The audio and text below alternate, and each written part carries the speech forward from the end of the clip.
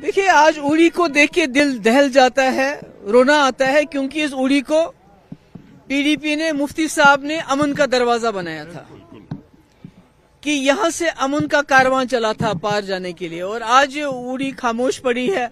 हमारे यहाँ के जख्मी लोग अस्पतालों में पड़े हैं, जो घर वाले हैं वो शेल्टरों में पड़े हैं, दरबदर हैं इस वक्त लोग।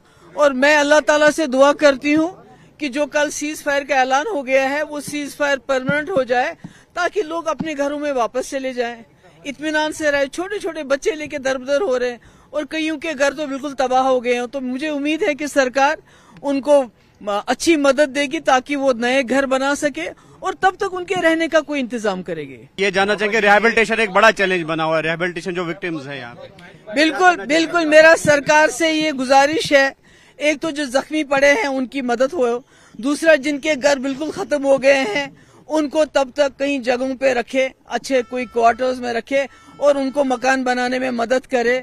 और जो लोगों का मकानों को रिपेयर चाहिए उनकी भी मदद करे, ताकि लोग फिर से बसें। क्योंकि लोगों का तो कसूर नहीं है, ये जंग तो लोगों ने नहीं मांगी, ये तो जंग तो लोगों ने शुरू नहीं की।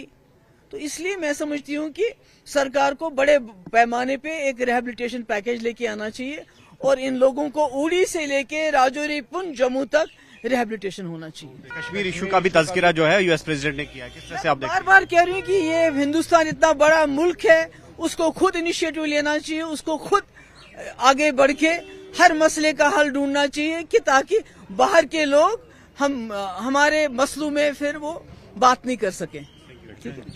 तो ये थी पीडीपी की प्रेसिडेंट महबूबा मुफ्ती, तो जिन्होंने ये कहा कि बॉर्डर्स पे जिस तरह से टेंशन बना हुआ है, लेकिन साथ ही साथ जिस तरह से जंगबंदी हुई है, सीज फायर हुआ है, वो कहीं ना कहीं वेलकम स्टेप है और टेंशन को पूरी तरह से ईज करने में वक्त भी जो है वो दरकार होगा। आफाक शाह के साथ न्यूज़ 18 के लिए उड़ी से मुदस्सिर कादरी।